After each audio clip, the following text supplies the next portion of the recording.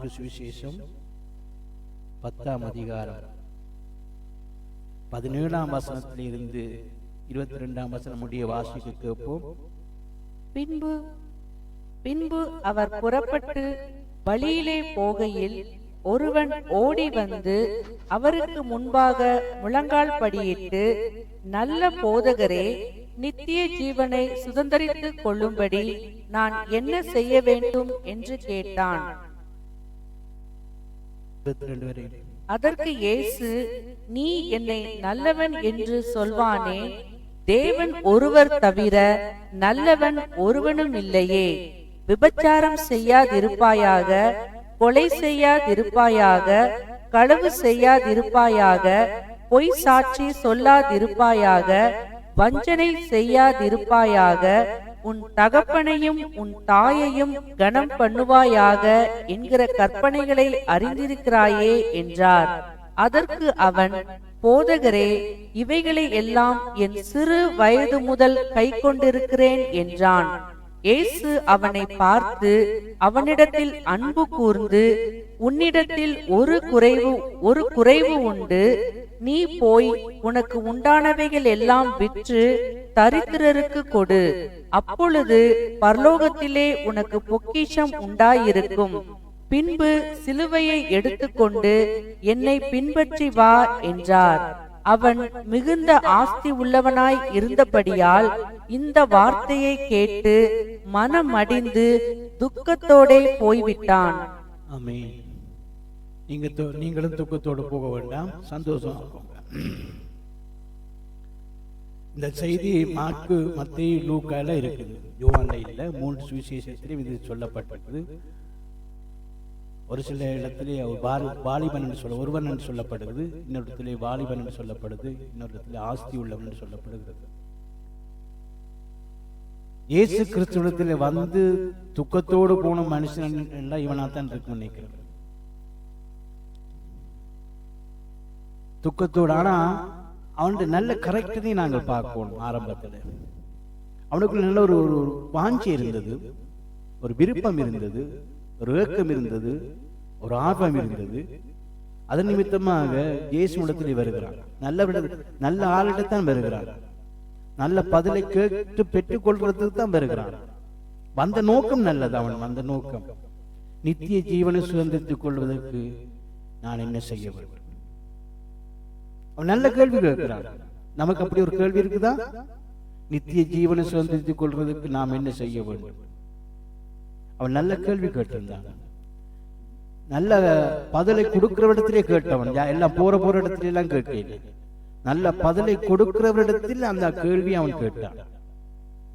இயேசு சொன்னார், இந்த கற்பனைகளை நீ எல்லாம் கை கொள்ளுவாயாக. அப்ப அவன் என்ன சொல்லுகிறான்? நான் சிறு வயது முதலே இருந்து நான் இந்த கற்பனைகளை, இயேசு கிறிஸ்து ஆண்டவர் ஒன்றுமே அதுக்கு பதில் கொடுக்கல பாருங்க. அப்ப அவன் அதை ஆண்டவர் அதை அக்செப்ட் பண்றான். அவன் சிறு வயதிலிருந்தே அவன் செய்கிறான் என்பதை என் ஆண்டவர் எல்லாவற்றையும் அறிந்தவர்.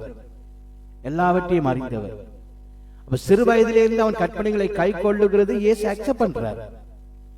சொல்லி போட்டு சொல்லுகிறார், உனக்கு உண்டானவைகளை விட்டு தரித்திரருக்கு கொடு, பின் சிலுவை எடுத்துக்கொண்டு என்னை பின்பற்றி வா. உனக்கு உண்டானவைகளை விட்டு தரித்திரருக்கு கொடு. அவன் மிகுந்த ஆஸ்தி உள்ளவனாய் இருந்தான். மிகுந்த ஆஸ்தி உள்ளவனாய் இருந்தபடியால் அவனுடைய இருதயம் எங்கே இருக்குதோ அங்கேயும் உங்களுடைய பொக்கிஷம் இருக்கு. அப்ப மிகுந்த ஆஸ்தி உள்ளவனாய் இருந்தபடியால் அவன் இயேசு சொன்ன பதிலை அவனால் ஏற்றுக்கொள்ள முடியல. அவன் மிகுந்த துக்கத்தோடு அல்ல, மிகுந்த துக்கத்தோடு போயிட்டான் வேதம் முடிக்கிறது. அவன் அப்புறமாக அவனை குறித்து என்ன நடந்து அவன் திரும்பி ஒரு காலத்துல மனம் திரும்பி வந்தானா, ஏற்றுக்கொண்டானா என்பது நமக்கு தெரியாது. ஆனா அந்த நேரத்தில் அந்த இடத்துல அவன் துக்கத்தோடு போய்விட்டான். பாருங்க, அவனிடத்துல இந்த நல்ல கரெக்டர் பாத்தீங்கன்னா சரியான கேள்வியோடு வந்தான் ஆண்டவரிடத்துல. 5 கரெக்டர் அவனை குறித்து சொல்றான். சரியான கேள்வியோட வந்தான், சரியான நபரிடத்திலே வந்தான், இயேசு கிறிஸ்துவிடத்திலே வந்தான். மூன்றாவது சரியான கேள்வியை கேட்டான். நித்திய ஜீவனை சுதந்திரத்துக் கொள்ள என்ன செய்ய வேண்டும்? சரியான பதிலையும் பெற்றுக் கொண்டான். ஆனால் கடைசியில் அவன் பிழையான தவறை எடுத்துக்கொண்டான். 4 சரி 1 ஃபார்வர்ட். எங்கள்கிட்ட O level ரிசல்ட் மாதிரி 4 சரி 1 ஃபார்வர்ட் தானே சரி பாஸ்ன்னு சொல்லிடலாது. 35 மார்க்ஸ் எடுத்தா பாஸ் அந்த மாதிரி நாங்க அப்படியான எங்களை போல ஆட்களுக்கு ஓகே சந்தோஷம். 35 மார்க்ஸ் எடுத்தா ஓகே சந்தோஷம் பாஸ். ஆனால் நீங்க எல்லாம் படிச்ச நீங்க எல்லாம் அறிவாளிகள் எல்லாம் சோ ஓகே. ஆனால் இங்கே இந்த வாலிபனும் இந்த ஐஸ்வர்யவானும் திரும்ப அந்த ரிப்பீட் பண்றது. அவன் சரியான கேள்வியோடு வந்தான். நமக்குள்ள அப்படி ஒரு கேள்விகள் உண்டாயிருக்கிறதா? சரியான நபரிடத்திலே வந்தான். இயேசு நல்ல நபர், அவர் தான் பதில் கொடுக்கிறவர், ஜீவனை கொடுக்கிறவர், நித்திய ஜீவனை கொடுக்கிறவர்.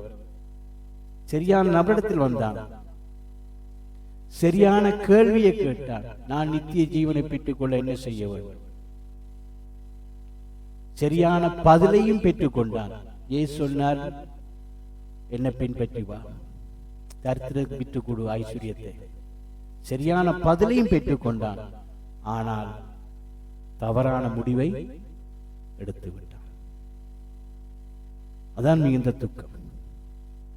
நம்முடைய வாழ்க்கையின் கர்த்தருடைய பிள்ளைகளே, நாம சரியான இடத்துக்கு நாங்க வந்திருக்கிறோம். அவன் சந்தோஷத்தோடு தான் வந்தான், ஆர்வத்தோடு வந்தான், மகிழ்ச்சியோடு வந்தான். ஆனா போன பொழுது எப்படி போனான்? அப்ப நீங்களும் இந்த நாள் ஆராதனையில மகிழ்ச்சியோடு, ஆர்வத்தோடு, சந்தோஷத்தோடு, எதிர்பார்ப்போடு வந்திருக்கலாம். போகும் பொழுது நீங்க துக்கத்தோடு போகக்கூடாது. ஒரு மகிழ்ச்சியோடு கூட, சந்தோஷத்தோடு கூட திரும்ப நீங்க என்ன செய்ய வேணும்? போக வேண்டும். அவன் அந்த நித்திய ஜீவனுக்காக எந்த விலக்கிரியத்தையும் கொடுக்கிறதுக்கு அவன் ஆயத்தமாயிருந்தான். எதையும் கொடுக்கிறதுக்கு ஆயத்தமாயிருந்தான். அப்படிப்பட்ட ஒரு வாஞ்சி அவனுக்குள்ள இருந்தது.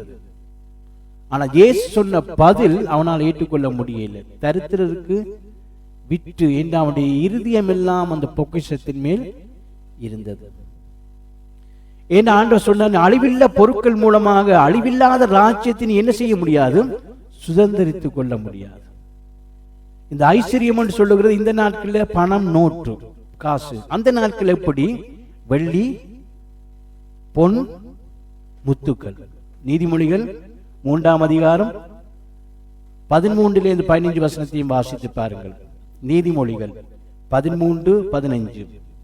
ஞானத்தை கண்டடைகிற மனுஷன், புத்தியை சம்பாதிக்கிற மனுஷனும் பாக்கியவான்கள். அதன் வர்த்தகம் வெள்ளி வர்த்தகம். நீதிமொழிகள் 3ஆம் அதிகாரம் 13:15. இன்னொருக்க சொல்றதா?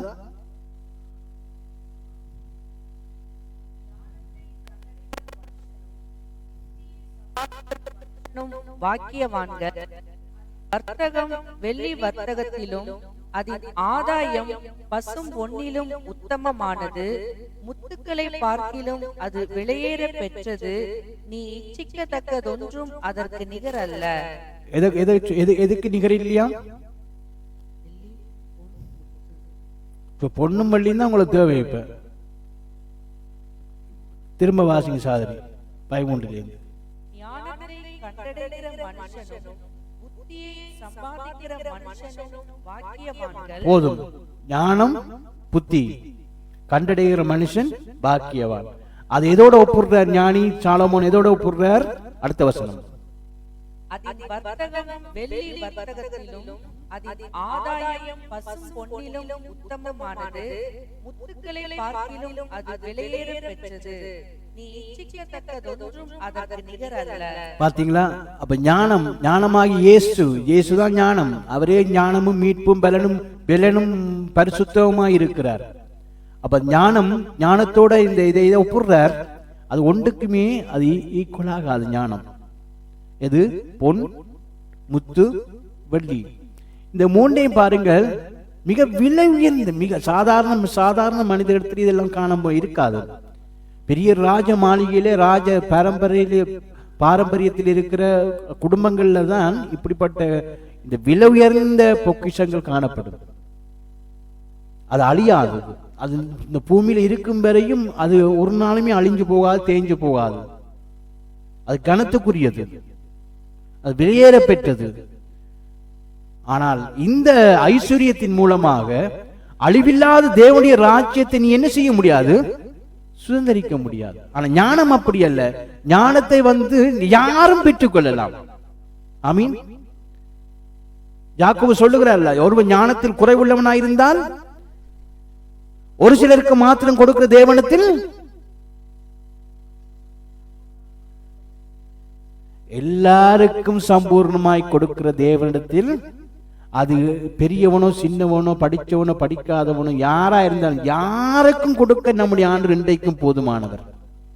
ஆனா அந்த வெள்ளி பொன் முத்து எல்லாரும் வாங்கலாம்.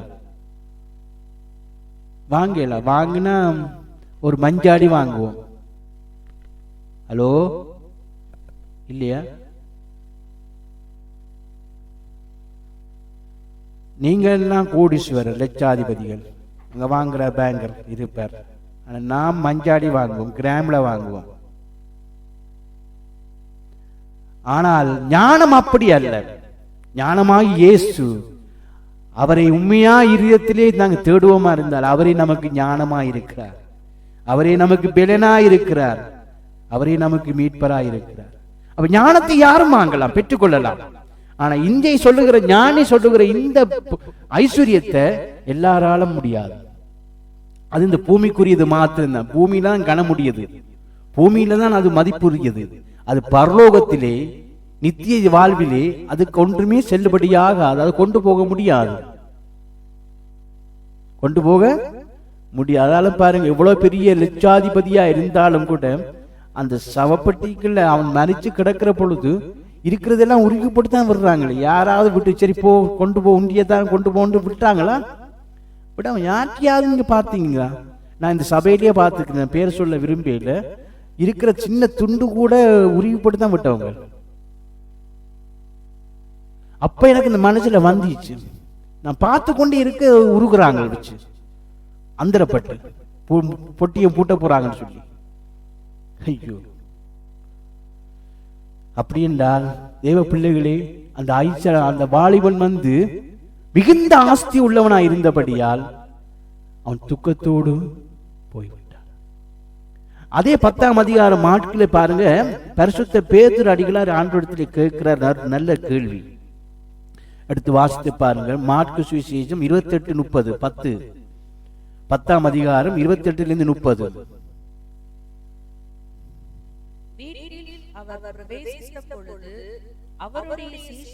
அம்மா தாயே, அப்பொழுது பேதுரு அவரை நோக்கி 28ஆம் வசனம். அப்பொழுது பேதுரு அவரை நோக்கி, இதோ நாங்கள் எல்லாவற்றையும் விட்டு உம்மை பின்பற்றினோமே என்று சொல்லத் தொடங்கினான். அதற்கு இயேசு பிரதியுத்தரமாக, என் நிமித்தமாகவும் சுவிசேஷத்தின் நிமித்தமாகவும் வீட்டையாவது சகோதரரையாவது சகோதரிகளையாவது தகப்பனையாவது தாயையாவது மனைவியையாவது பிள்ளைகளையாவது நிலங்களையாவது விட்டவன் எவனும் இப்பொழுது இம்மையிலே துன்பங்களோட கூட நூறத்தனையாக வீடுகளையும் சகோதரரையும் சகோதரிகளையும் தாய்களையும் பிள்ளைகளையும் நிலங்களையும் மறுமையிலே நித்திய ஜீவனையும் அடைவான் என்று மெய்யாகவே உங்களுக்கு சொல்லுகிறேன். ஆமீன். 28ஆம் வசனத்தை பார்த்தீங்க என்றால், பேதுரு அடிகளார் ஆண்டவரிடத்தில் நல்ல ஒரு கேள்வி கேட்கிறார். ஆண்டவரே, பேதுரு அவரை நோக்கி, இதோ நாங்கள் எல்லாவற்றையும் விட்டு உம்மை பின்பற்றினோமே. என்ன எல்லாவற்றையும்? அவருக்கு உண்டான எல்லாத்தையும் விட்டாங்க. அந்த பழைய ஆதி அப்போஸ்தலர்கள் அவங்களுக்கு உண்டான வலைகள் தொழில் எல்லாவற்றையும் விட்டுத்தான் வந்தாங்க. என்ன என்ன எங்களுக்கு கிடைக்கும் என்று கேட்கிறார். அதுக்கு ஆண்டவர் என்ன சொல்லுகிறார்?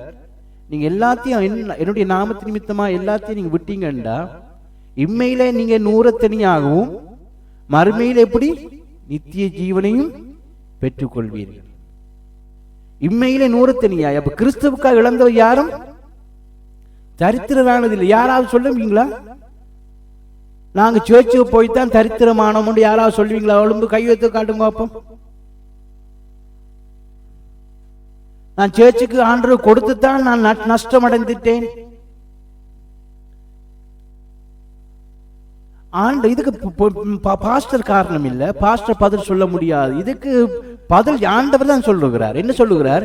நீ எனக்காக எதையாக நீ இழக்க நீ ஒப்பு கொடுக்கிற பொழுது நீ அதற்குரிய பலனை இந்த பூமியிலேயும் பெற்றுக் கொள்ளுவாய், மறுமையிலே நித்திய ஜீவனையும் சுதந்திரித்துக் கொள்வாய். அல்லேலூயா. இப்ப கிறிஸ்துவுக்காக இழந்தவர் எவருமே சரித்திரமானது இல்லை, இந்த சரித்திரத்திலேயே இல்லை. ஆனா என்ன சொல்றாங்க?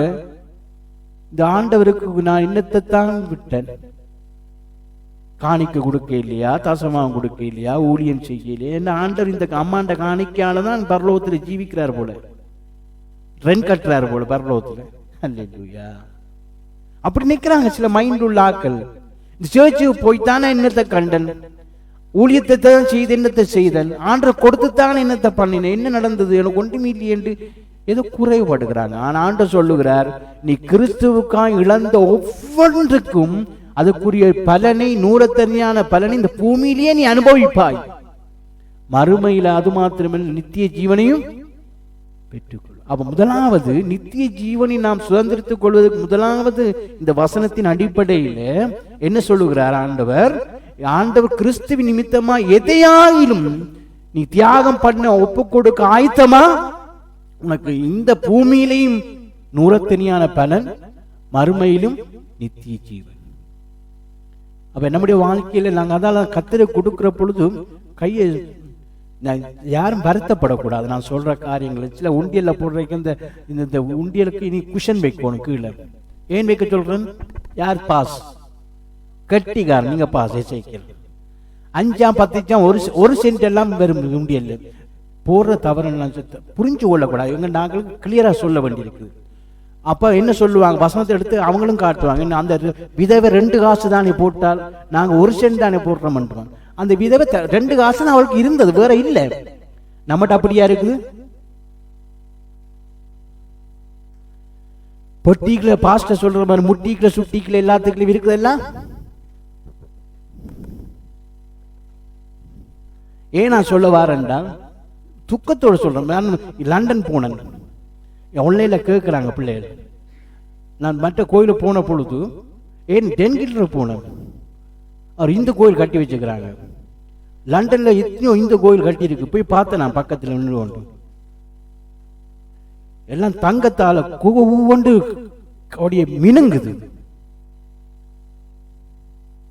ஒரு அறியாத விக்கிரகத்துக்கு அவங்க எவ்வளவு கோடி கணக்கில் செலவு செய்யறாங்க. இங்க நாங்கள் ஆராதிக்கிற தேவன் சர்வ வல்லவர் ஆகிய தேவன். அவர் தான் உலகங்களை உண்டாக்கினவர். அவருக்கு நாங்கள் கொடுக்கிற பொழுது எண்ணி பார்க்கிறோம், இருக்கிற கழிவு கட்டங்கள் எல்லாம் இந்த உண்டியலுக்கு வரும். சில வேளையில தவித்த எண்ணும் பொழுது செல்லா காசும் வந்திருக்குது.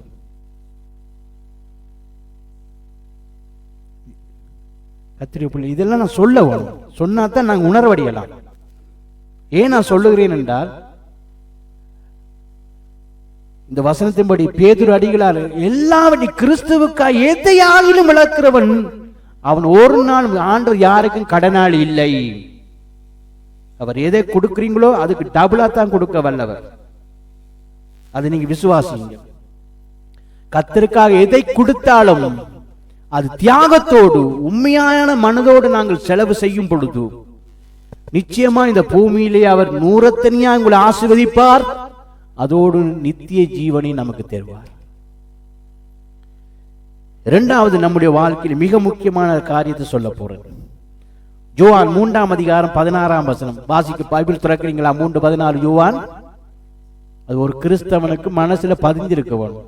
இது தேவன் தம்முடைய ஒரே பேரான குமாரனை விசுவாசிக்கிறவன் எவனோ அவன் கெட்டு போகாமல் நித்திய ஜீவனை அடையும்படிக்கு அவரை தந்தருளி இவ்வளவாய் உலகத்தில் அன்பு கூர்ந்தார்.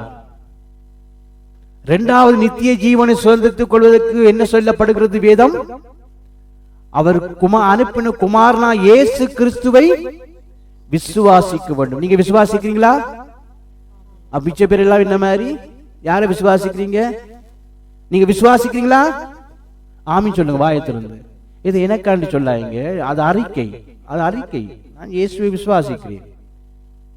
சேர்ச்சிலேயே சொல்ல பயமண்டா, அப்ப வெளியில போய் எப்படி சொல்ல போறோம்?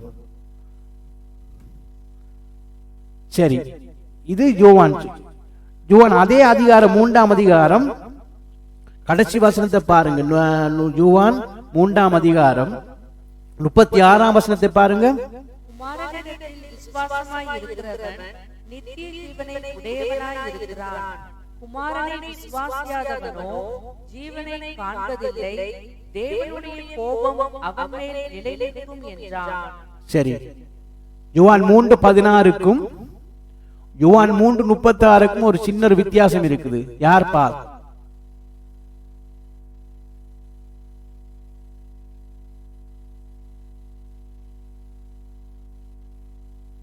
யோவான் 3:16க்கும் யோவான் 3:36க்கும் ஒரு சின்ன வித்தியாசம் இருக்குது.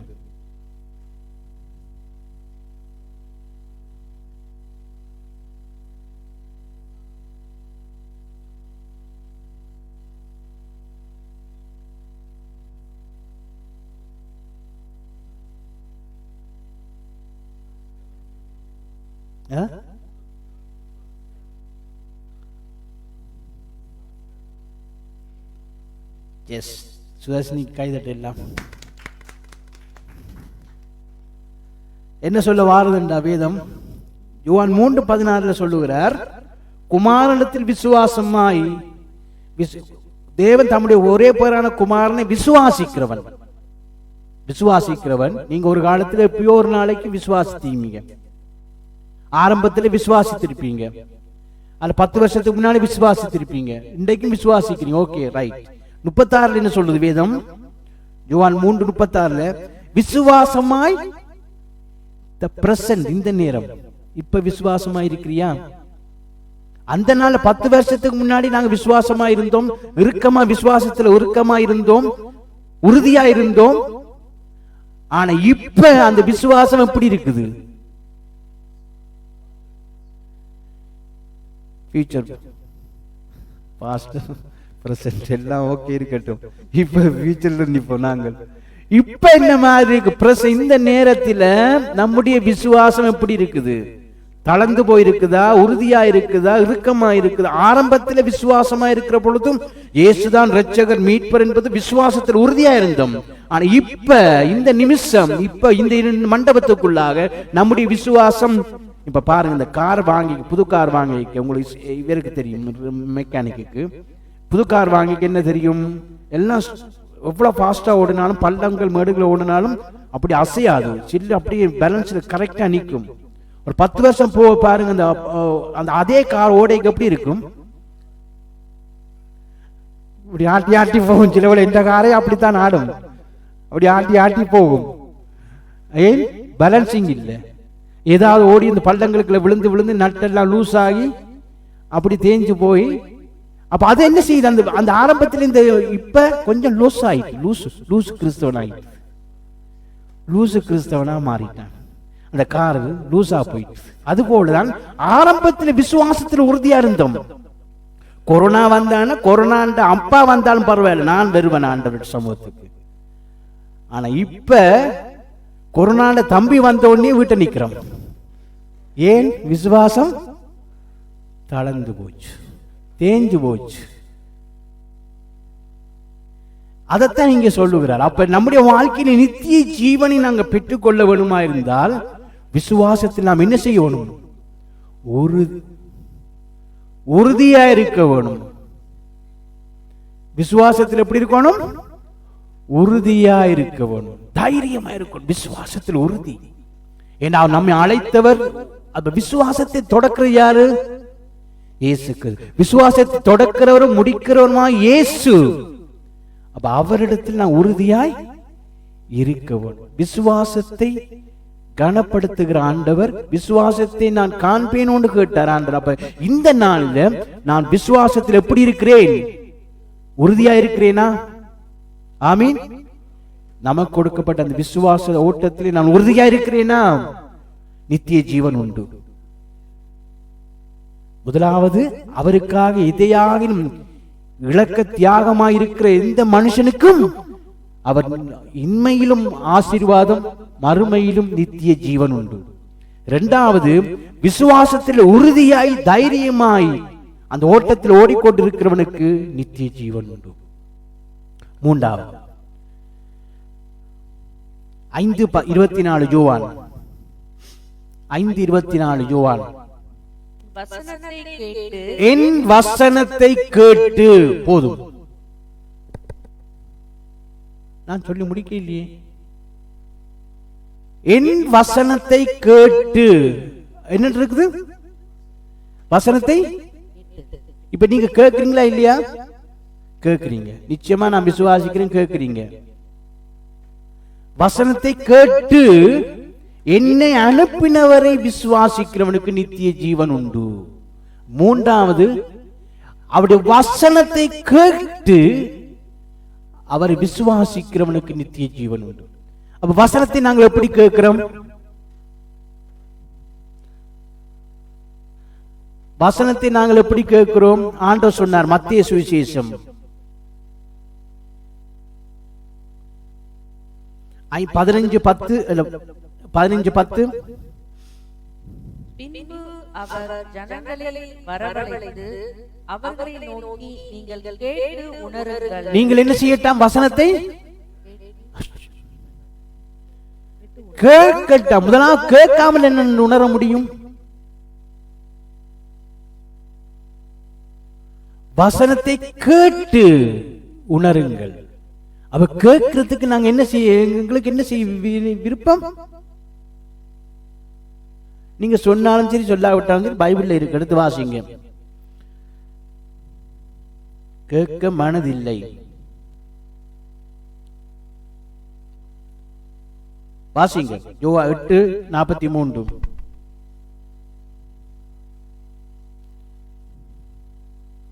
என் வசனத்தை நீங்கள் ஏன் அறியாமல் இருக்கிறீர்கள்?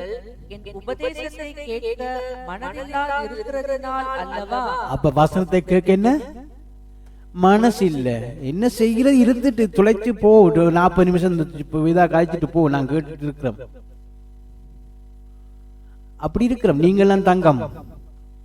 நான் என்ன சொல்றேன்? வசனத்தை கேட்க என்னத்துக்கு?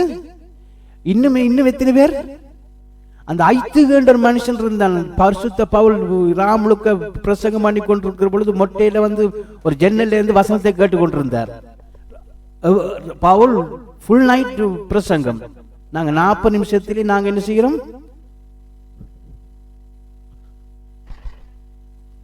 அவன் ராமுழுக்க பிரசங்கம் கேட்டு அவன் மரித்தவனாய் செத்து போனான் விழுந்து. ஆனா நாங்க சாக மாட்டோம். என்ற கதிரையில் இருக்கிறோம்.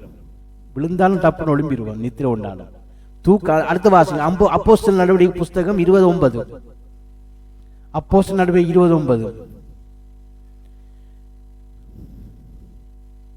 அப்பொழுது ஐதுகு என்னும் பெயர் கொண்ட 29:29. அப்பொழுது ஐதுகு என்னும் பெயர் கொண்ட ஒரு வாலிபன் ஜன்னலில் உட்கார்ந்திருந்து பவுல் நெடுநேரம் பிரசங்கம் பண்ணி கொண்டிருக்கையில் மிகுந்த தூக்கமடைந்து நித்திரை மயக்கத்தினால் சாய்ந்து 3ஆம் மெத்தையிலிருந்து கீழே விழுந்து மரித்தவனாய் எடுக்கப்பட்டான். அவன் 3ஆவது மெத்தையிலிருந்து விழுந்தான் செத்தவன். நான் கதிரையிலிருந்து நித்திர உள்ள சாக மாட்டோம், விழ மாட்டோம். அதனால தைரியமா நித்திர உள்ளலாம். என்ன சொல்லுவாரா? ஆண்டவர் சொல்லுகிறார், கேட்டு நித்திய ஜீவனை பெற்றுக் கொள்றதுக்கு முதலாவது அவருக்காக இழந்தவன், இரண்டாவது விசுவாசத்திலே உறுதியாய் தைரியமாய் நிலைத்து நிற்கிறவன், ஓட்டத்தை ஓடுகிறவனுக்கு விசுவாச நித்திய ஜீவன் உண்டு. மூன்றாவது அவருடைய வசனத்தை கேட்டு கீழ்ப்படிந்து வசனத்தை கேட்டு அவர் விசுவாசிக்கிறவனுக்கு நித்திய ஜீவன் உண்டு. அப்ப வசனத்தை நாங்க எப்படி கேட்கிறோம் என்றதுக்குத்தான் பதில் சொல்லுகிறேன். முதலாவது, நாங்க மனம் இல்லாமல் கேட்க கூடாது. இரண்டாவது, நாங்க தூக்கத்தோடு என்ன செய்யக்கூடாது. ஆனா நீங்க முழிச்சிருந்து நித்திர கொள்வாங்க, சரி தெரியுமா? முழிச்சிருந்தே நம்முடைய ஆக்கள் நித்திர கொள்வாங்க. கேட்டுக்கொண்டிருக்கு நாங்களும் இன்னும் ஆர்வத்தோட எவ்வளவு ஆர்வமாய் கேட்கிறான், எவ்வளவு ஆர்வமாய் கண்விட்டாமல் கேட்கிறான் என்றுதான் நாங்கள் பிரசங்கம் பண்ணோம். ஆனா கொஞ்சம் தட்டி தான் தெரியும் அவன் நித்திரையில் இருக்கிறான். அல்லேலூயா. கொஞ்சம் நான் சொல்லிக்க சர்றண்டு ஏறத்தான் செய்யும், ஒன்றும் செய்யல. அது இருக்கிறத தான் நான் சொல்றேன், நான் இல்லாத காரியத்தை சொல்லிடு ஒன்றும். ஹல்லேலூயா. அப்ப எங்களுக்கு கேட்கறதுக்கு மனது இல்லை. வேற யாராவது வெட்டி கதை, விடுப்பு கதை, அந்த வீட்டில் அப்படியாம், அந்த அவள் ஓடிட்டாளாம், அங்க அப்படியாம், அங்க அதை உறிஞ்சிட்டு ஒன்று தெரியுதாம், அதை வடிவா கேட்கும் இழிச்சு வந்து கொண்டு கேட்போம். ஆனா கத்தட்ட வார்த்தையை கேட்க, வேத வசனத்தை கேட்க, பைபிள் ஸ்டடியை கேட்க நமக்கு சலிப்பு, வேதனை, அலுப்பு. சில பேருக்கு பிரசங்கம் போகும்பொழுது நேரத்தையே பார்த்து கொண்டிருப்பாங்க. ஒரு செகண்ட் மிந்தினாலே அங்கிருந்து காட்டுவாங்க, டைம் ஆகுது, நிப்பாட்டு முடி. நான் என் கண்ணால பார்த்து நானப்பா. அவர்கள் இல்லை, அவர்கள் எல்லாம் பறந்து போய்விட்டார்கள் தேசத்தை விட்டு. என்ன சொல்ல வாரன தேவ பிள்ளைகள், இது நான் விளையாட்டா இல்லை, சீரியஸா கதைக்கிறேன். கர்த்தருடைய வார்த்தையை எப்படி கேட்கிறோம்? கர்த்தருடைய வார்த்தையை எப்படி கேட்கிறோம்? மனதாய் கேட்கிறோமா? விருப்பி கேட்கிறோமா? தூக்கத்தோட கேட்கிறோமா? தூக்கம் இல்லாம கேட்கிறோமா? நீ விசுவாசத்தோடு கேட்டு, வசனத்தை கேட்டு உணர்வடைய வேண்டும் என்றால், மனம் திரும்ப வேண்டும் என்றால் நான் கேட்க வேண்டும். சரியாய் வசனத்தை கேட்கிறது ஆர்வம். அப்ப வசனத்தை கேட்டு தெசலோனிக்கேய ஜனங்கள் என்ன செய்தாங்க? அது அடுத்த பாயிண்ட்டுக்கு வருது. சரி, ஆராய்ந்து, வெரி குட்.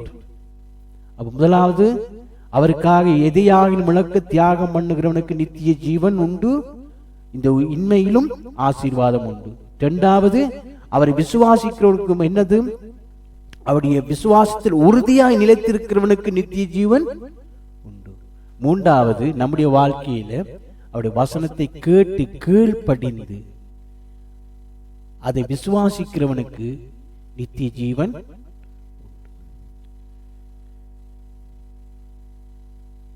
நாலாவது, 5:39 யோவான் 5:39 யோவான்.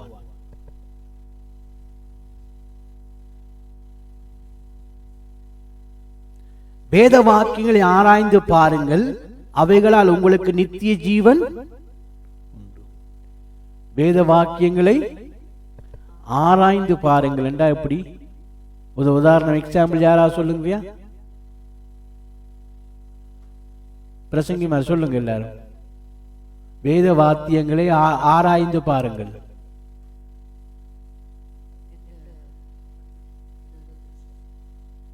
வேத வாக்கியங்களை ஆராய்ந்து பாருங்க. இங்கிலீஷ்ல எப்படி பண்ணுவீங்க? சர்ச் பண்ணுவீங்க. ஒவ்வொரு அணுவா ஒரு விசுவாசம் என்றா விசுவாசத்தை குறித்த ஒரு பட்டியல் எங்க இருக்குன்றெல்லாம் தேடி ஆராய்ந்து பார்ப்போம். தட்டுவோம். முன்னுக்கு பழைய ஏற்பாடு, புதிய ஏற்பாடு, சங்கீதத்தில் இருக்குதா, இப்போ நிருபங்கள் இருக்குதா, எங்கெங்கெல்லாம் விசுவாசத்தை குறித்து சொல்லப்பா தேடுவோம். இப்ப நான் நித்திய ஜீவனை குறித்து தேடுறேன்ல, அதான் ஆராய்ச்சி. அப்ப வேத வாக்கியங்களை ஆராய்ந்த ஜனங்கள் யாரு? Very good. தெசலோனிக்கேயர் பார்க்கிலும் பெரோயா பட்டணத்தார் நற்குணசாலிகளாய். அப்ப வேத வாக்கியங்களை ஆராய்ந்து பார்க்கிறதுனா நமக்கு என்ன வருது? நித்திய ஜீவன் உண்டாகும். நான் நித்திய ஜீவன் தான் என்னுடைய மெயின் பிரச்சனை, காரியம். அப்ப வேத வாக்கியங்களை ஆராய்ந்து பாருங்கள், அவைகளால் உங்களுக்கு என்ன உண்டாகும்? அப்ப நாங்க உட்கார்ந்து வேத வாக்கியங்கள் என்ன செய்யணும்? ஆராய்ந்து பார்க்கணும். செப்பனியா புத்தகம் படிக்கிறோம், ஆனா செப்பனியாவை நாங்க தேடணும்டா எங்க போடு தேடணும்?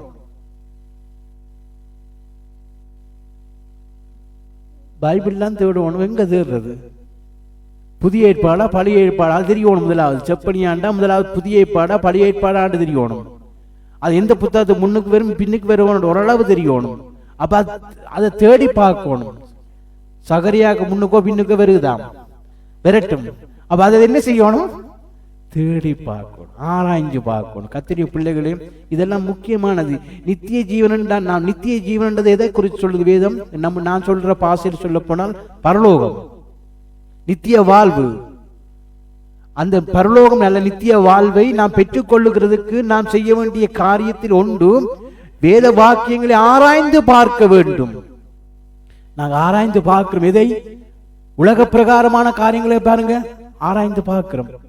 நான் விசுவாசிகளுக்கு அநேக தடவை சொல்லி இருக்கிறேன் பாருங்க, சர்ச் காரியங்களுக்கு மாத்திரம்தான் நாங்க போன் பண்ணணும், டெக்ஸ்ட் போடணும், குறைவா இல்லை. நடக்கிற சம்பவத்தை சொல்றேன். நாங்களாம் அடிச்சு சொல்லணும், அவங்கள அடிச்சு கேட்க மாட்டாங்க. எல்லாமே நாங்களாம் இங்கேருந்து போகணும். ஆனா உலக பிரகாரம் தங்களோட சொந்த காரியங்கள், சொந்த கல்யாணங்கள், பிள்ளைடைய காரியங்கள், மகளுடைய காரியங்கள், மனுஷன் பெண்டாட்டிய காரியங்கள், புருஷன் காரியங்கள் சகலத்தையும் தாங்களா எல்லாம் தேடி தேடி எடுத்து கண்டுபிடிச்சிருவாங்க. யாருக்கும் அட்வைஸ் பண்ண தேவையில்லை. நான் இது பார்க்கிறேன். ஆனா சர்ச் காரியங்களுக்கு மாதிரி பின்னுக்கு கூட்டிக்கோணும், போய் சொல்லணும். 35 அனிவர்சரி வருது, வார ஞாயிறு வருது. இன்றைக்கு 30 வருஷமா சர்ச்ல குவாலண்டில இருப்பாங்க. இன்றைக்கு நேரம் மாறுது, அதையும் நாங்க டெக்ஸ்ட்ல போடுறோம். ஹல்லேலூயா. இதே நான் சொல்ல வாரேன், அந்த கருத்தை புரிஞ்சு கொள்ளுங்க. நான் சொல்ற கருத்தை புரிஞ்சு கொள்ளுங்க. ஏன் நான் சொல்ல வாரேன் என்றால், வேத வாக்கியங்கள் ஆராய்ந்து வாக்கியங்களுக்கு மனசு இல்லை, அதுக்கு நேரம் இல்லை, அதுக்கு முடியாது. ஆனா மற்ற காரியங்களுக்கு இயலும். தேவ பிள்ளைகளே, நித்திய ஜீவன் என்பது சாதா அந்த வாலிபன் துக்கம். அவன் நல்ல காரியங்கள் இருந்து அவனுக்கு நல்ல காரியங்கள் அவன்கிட்ட இருந்து ஒரே ஒரு குறை தான் ஒன்றது. அவன் ஐஸ்வர்யவானா இருந்தபடியால் அவன் மிகுந்த துக்கத்தோடு போயிட்டான். நித்திய ஜீவனை இழந்துட்டான், பெரிய பொக்கிஷத்தையும் இழந்துட்டான். நம்முடைய வாழ்க்கையிலையும் கூட நாம் என்ன செய்யக்கூடாது? அந்த நித்திய வாழ்வை இந்த அற்பமான சொற்பமான காரியங்களால இழந்து போகக்கூடாது.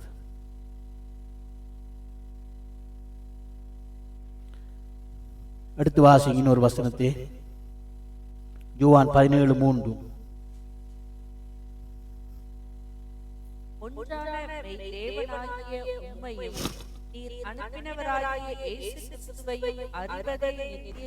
ஒன்றான மெய்தேவனாகிய உம்மையும்.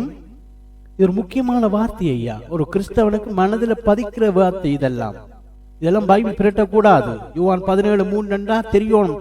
ஒன்றான மெய்தேவனாகிய அவரையும் அவர் அனுப்பினவராய் ஆண்டவராய் இயேசு கிறிஸ்துவையும் அறிவதே நித்திய ஜீவன். அப்ப நித்திய ஜீவனுக்கு என்ன செய்யணும்? அந்த அறிவு நமக்கு தேவை. எவ்வளவு தூரம் அறிஞ்சிருக்கிறோம் தேவனை? எவ்வளவு தூரம் தேவனை அறிகிறதிலே நாங்கள் வாஞ்சிக்கிறோம்? தேவனே மறண்டதும் விடாய்த்ததும் தண்ணீரற்றதுமான நிலத்திலே ஆத்துமா உண்மையில் தாகமா இருக்குது என்று தாவீது பக்தன் சொன்னார்ல. நமக்கு அப்படி ஒரு தாகம் இருக்குதா? எவ்வளவு தூரம் நாம் தேவனை அறிந்திருக்கிறோம், அதுல எவ்வளவு மனசா இருக்கிறோம், வாஞ்சிக்கிறோம்? அப்படிப்பட்டவனுக்கு நித்திய ஜீவன் உண்டு. தேவனை அறிய அறிய அறிய பரிசுத்த பவுல் சொல்லுகிறார், பின்னானவைகளை மறந்து முன்னானவைகளை நோக்கி ஓடுகிறேன். தேவனை அறிகிற அறிவின் மேன்மைக்காக லாபமாய் இருக்கிற எல்லாவற்றையும் நஷ்டமும் குப்பையுமாக எண்ணுகிறேன். தேவ பிள்ளை, அந்த உணர்வு இருக்குதா நமக்கு? தேவனை நான் இன்னும் அறிய வேணும். ரட்சிக்கப்பட்டு இத்தனை வருஷம், இங்கே 10 வருஷம் 15 வருஷம் மேற்பட்டவர்கள் அநேகர் இருக்கிறீங்க. எவ்வளவு தூரம் நானும் நீங்கள் தேவனை அறிந்திருக்கிறோம்? அறிகிற அறிவில் வளர்ந்திருக்கிறோமா?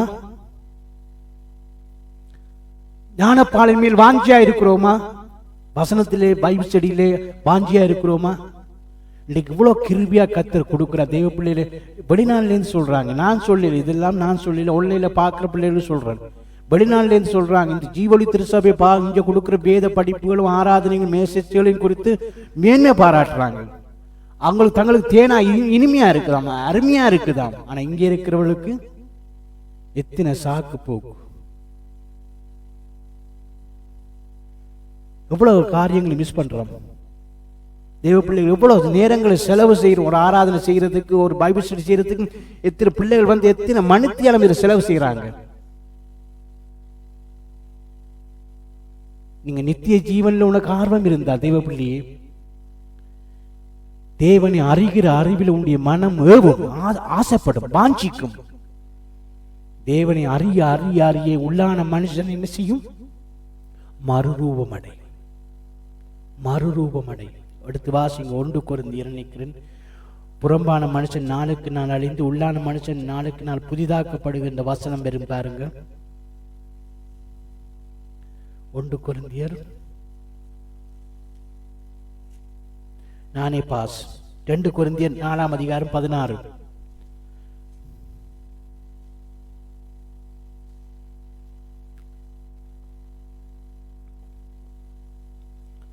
ஆனபடியினாலே நாங்கள் சோர்ந்து போகிறதில்லை. எங்கள் புறம்பான மனுஷனானது அழிந்தும் உள்ளான மனுஷனானது நாளுக்கு நாள் புதிதாக்கப்படுகிறது. எப்படி நாளுக்கு நாள் புதிதாக்கப்படும் தெரியுமா? தேவனை அறிய அறிய அறிய. ரோமர் 12:1-2 என்று சொல்லப்படுகிறது. தேவனுடைய சித்தம் நன்மை பரிபூர்ணமான சித்தம் என்றதென்று அறிகிறதுனால உங்கள் மனம் புதிதாகிறது. மனம் ஒவ்வொரு நாளும் புதிதாகிக் கொண்டே இருக்குது. எங்களுடைய எண்ணங்கள், எங்களுடைய சிந்தனையில். அப்ப தேவனை அறிக, ஒன்றானுமே தேவனையும் அவர் அனுப்பினவராய் ஆண்டவராய் இயேசு கிறிஸ்துவை அறிவதுதான் நித்திய. எவ்வளவு தூரம் நாங்கள் அறிகிறோம்? எவ்வளவு நேரம் அதுக்கு நாங்கள் டைம் கொடுக்கிறோம்? எவ்வளவு தூரம் வாஞ்சிக்கிறோம், விரும்புகிறோம்? பரிசுத்த பவுல் சொல்லுகிறார், எல்லாத்துக்கும் 3ஆம் மானம் வரையும் போனவர், தேவனை அறிந்தவர். எவ்வளவு நிருபங்களை எழுதின மனுஷன், அந்த தேவ மனுஷனே சொல்லுகிறார், நான் தேவனை அறிகிற அறிவின் மேன்மைக்காக எனக்கு லாபமாயிருக்கிற எல்லாவற்றையும் நஷ்டமும். என்ன தேவ மனுஷன் ஐயா, எப்படிப்பட்ட வார்த்தையை சொல்லுகிறார்! நம்மால சொல்ல முடியுமா அது? இப்ப பாருங்க, இப்ப டிசம்பர்ல வின்டர் வருது பாருங்க, இனி எத்தனை பேர் எல்லாம் சொல்லுவீங்க பாருங்க. ஆனா ஒன்று சொல்லுகிறது, வருகிற செவ்வாய்க்கிழமை வேற புதிய சட்டங்கள் வருகுது.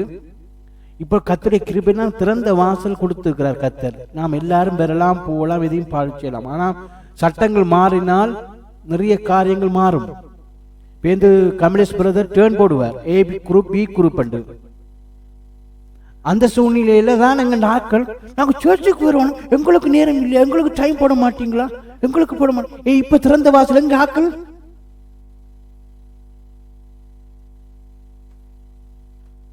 அப்ப மாத்திரம் அவருக்கு போட்டு இடிக்கிறது. இந்த குரூப் எனக்கு ஒவ்வொரு கிழமையும் போடுங்க. நடக்கும். இப்ப வருகலாம பார்த்து கொண்டிருங்க எல்லாருமே இமெயில. ஏன் நான் சொல்ல வாரேன்டா தேவ பிள்ளை, நான் இதெல்லாம் ஓப்பனா சொல்றேன். ஏன் சொல்ல வாரேன், நான் உங்களுடைய சகோதரன், நான் உங்களுடைய பிள்ளை, குடும்பமா இருக்கிறோம். என்ன சொல்ல வாரேன்டா, நமக்கு ஒரு திறந்த வாசலை கர்த்தர் கொடுத்திருக்கிறார். இந்த நேரத்தில் கர்த்தரை அறிகிற அறிவில நாங்கள் வளர வாஞ்சிக்கிறதுல எவ்வளவு ஆர்வம் கொள்ளுகிறோம். நித்திய ஜீவன் உண்டு ஐயா, நித்திய ஜீவன் உண்டு. ஓகே, கடைசி பாயிண்ட் 6:54 யோவான்.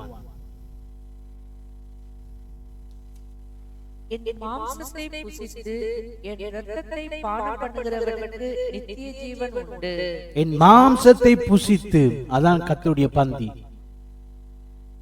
அந்த இரத்தத்தை பானம் பண்ணுகிறவனுக்கு நித்திய ஜீவன், அவனை கடைசி நாளில் நான் எழுப்புவேன். எவ்வளவு அருமையான வார்த்தைகள் கொடுக்கிறார் கர்த்தர். என் மாம்சமாகிய அவருடைய சரீரத்தையும் இரத்தமாகிய திராட்சரசத்தையும் நாங்கள் பானம் பண்ணுகிற பொழுது, அது எப்படிப்பட்ட மனநிலையோடு நீ பானம் பண்ணுகிறார் என்பது அங்கு முக்கியம்.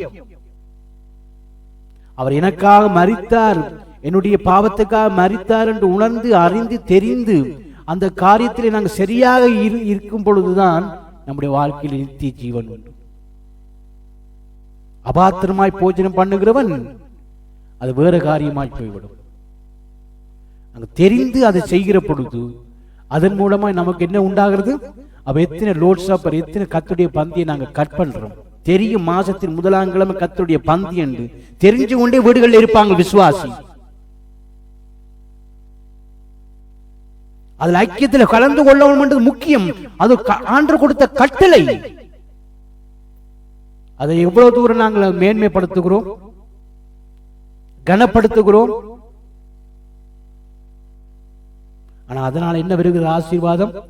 என் மாம்சத்தை புசித்து என் இரத்தத்தை பானம் பண்ணுகிறவனுக்கு நித்திய ஜீவன் உண்டு, பரலோகம் உண்டு. ஓகே, 5 பாயிண்ட்ஸ் எது சொன்னா நினைக்கிறேன், 6 பாயிண்ட்ஸா எழுதி கொண்டு வந்து முழுக்க நான் சொல்ல முடியல, முடிஞ்சது, டைம் போயிட்டது. முதலாவது, எதையாகிலும் தியாகம் செய்கிறவனுக்கு கிறிஸ்துவுக்காக. அப்ப இன்றையிலிருந்து நீங்க நொந்து கொள்ளாங்க. கர்த்தருக்கு எதையாவது நீங்க செய்கிறீங்களா, அது கர்த்தர் திரும்ப கொடுக்கிறதுக்கு அவர் யாருக்குமே கடன் பட்டவர் அல்ல. நூறத்தனியாய் கொடுப்பார். கொடுக்கிற உண்டியல் இண்டையிலிருந்து உண்டியல்ல சத்தங்கள் கேட்கப்பட மாட்டாது. தாள் காசு போட்டா மாத்திருந்தான், மற்ற எம்பளை போட்டா மாட்டிருந்தான். எந்த சில்லற காசும் ஒன்லைன்ல கேட்கிற பிள்ளைகளே, உங்களுக்கு போற ஆலயங்களிலே சொல்லுங்க. நான் இது மன துக்கத்தோடு சொல்றேன். என்ற நம்முடைய ஆண்டவர் பெரியவர் அப்பா, அவர் பெரிய ஆண்டவர், நம்முடைய தேவன் மகத்துவமானவர். அவர் இந்த சில்லற காசுக்கு பெருமதியானவர் அல்ல. அவர் உயர்ந்தவர். நாங்க அவர் எவ்வளவு தூரம் உயர்ந்தவராக காட்டுறோமோ அந்த கிரியைகளை நாங்க காட்டுவோம். நான் கொடுக்கறதுலையும் காட்டுவோம். அதான் அடையாளம். அதான் இண்டே இருந்து சில்லற காசு வராததுக்கு கர்த்தருக்கு ஸ்தோத்திரம்.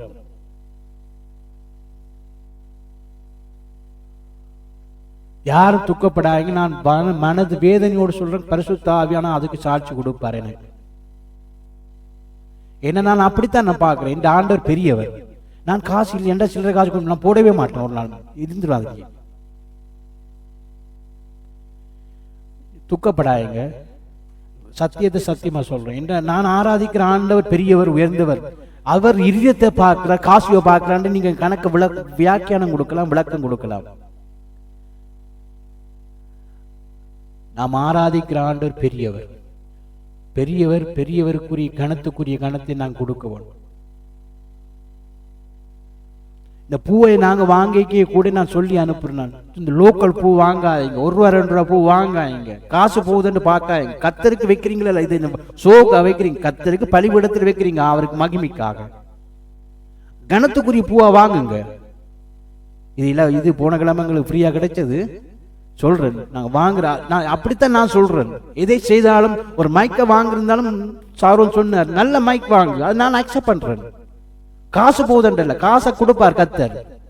அவருக்கு கனத்தை குறி கனமான காரியங்களை நாங்க செய்ய வேல்கூடமா இருந்தால் ஆண்டவர் மகிமைப்படுவார். நிச்சயமா செய்வார், எங்களையும் கனப்படுத்துவார். நித்திய ஜீவன் நமக்கு உண்டு. எழுந்து நின்று ஜெபம் பண்ணுவோம்.